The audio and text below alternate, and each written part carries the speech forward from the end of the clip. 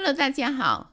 今天想跟大家分享的这颗卡特兰，是我在去年，就是2021年的纽约植物园举办的兰花展礼品店买的。我当时做了个视频，就是我的视频第8集，分享了在礼品店买的几颗兰花，它就是其中之一。当时是被它的花香吸引而买的。它有一个大鼻头的蕊柱，蜡质花，舌头却像丝绒一般。这是去年买回来时候的照片，很快花就谢掉了。原来里面的根全部都烂掉了。这是3月12号，我把它转水培。到了4月23号，已经看到它长出了几颗胖胖的根芽。它的根长得很快，到了5月21号，它已经长成这样了。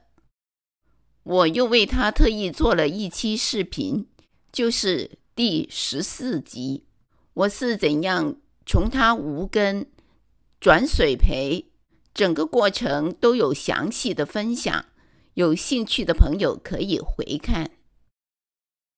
这颗兰花一直水培到了去年的12月30号，我就把它转回植料了。为什么呢？我们一起来看看吧。看看它的根长了很多，在底下盘满了根。当时就只有这条匍匐茎以上的部分，下面的根全部都是水培长出来的。由一条根都没有长到这么多的根，只需要几个月的时间，一点都不难。但是它从未长过一条新杆，一条都没有。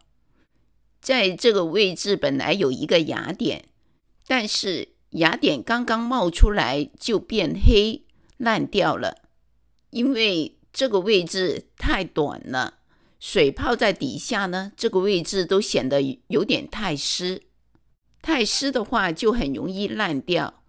我发现这个位置也有一个芽点，我希望这个芽点能够长成，所以要想办法不要让这个位置太湿。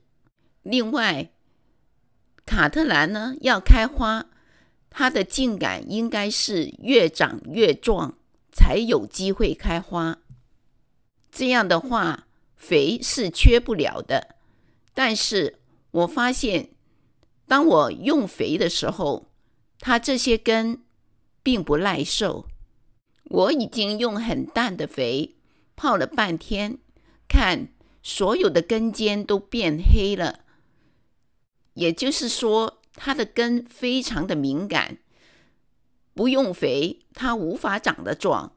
为了改变这种状态，我打算把它转成植料，那么根就不用一直泡在肥水里面，而又可以吸收在植料里面的营养。接下来的是上盆的记录，我用了一个有侧面孔洞的塑胶盆，可以很透气，也可以看到里面的根。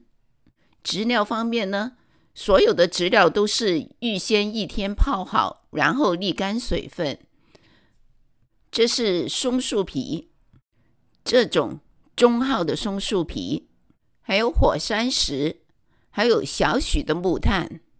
这颗兰花的根比较敏感，比较容易黑根，所以我就配了木炭在里面帮助杀菌。然后把所有的植料混合，把一些植料放在盆底下。再来看一下这颗花，这是匍匐茎，它应该是这个走向，但是我看到这里有一个芽点，所以不一定前面才长芽，但是这边全部是根，没有芽点，所以就把根往最盆底下放，这样子把它压下，让整个匍匐茎摆在中间，然后调整好高度，大概离盆面有1.5厘米左右，一只手把花稳住，另一只手把所有的植料放进去，然后一边拍打，最后把名字标签插上。由于这些都是粗颗粒的植料，在这个上盆的过程中，根可能有些损伤，所以上盆之后呢，不要浇水。浇水的话呢，它就很难愈合，就会烂根。这些植料都已经是泡了1天，吸饱了水，这些水分足可以维持7到10天，不浇水也没有问题。卡特兰的根基本上是让它干透了再浇水是最好的。我对它的养护方法是，在浇水方面呢，我是看到植料干了才泡盆，大概差不多是1周的时间。肥料方面呢，我是用建议浓度的1半，因为前面已经说过了，它的根比较敏感，很容易发黑，所以不敢用太浓的肥料。但是呢，对于卡特兰来说，肥料不够的话呢，它的枝条就长不壮，长不壮的话就很难开花。好像在这里的一个枝条，这里有一个花鞘，但是这个花鞘是空的，没有开花。后来为了平衡这个肥跟它的根敏感的问题，我就在盆里加了缓释肥。结果看一下，它长出的枝条甚至比它买回来的时候开花的那个枝条还要粗壮。但是换了植料之后长出来的第1支新杆，花鞘到现在还是空的，虽然依然是绿色的，没有干掉，但是我想它也不会再开花。另外在光照方面，因为纽约的冬天是很冷的，必须养在室内，我想在室内的光照怎么都不如室外的，所以在春天的时候就把它挪到室外，有 50% 的遮光。这条新的枝杆就是在室外长出来的，有充足的阳光、水分和肥料，所以它长得特别的好。再来看一下盆内，盆内长满了很多很健康的根。下面来对它做一个总结吧。第一，无根的卡特兰可以通过水培的方法很容易长出新根。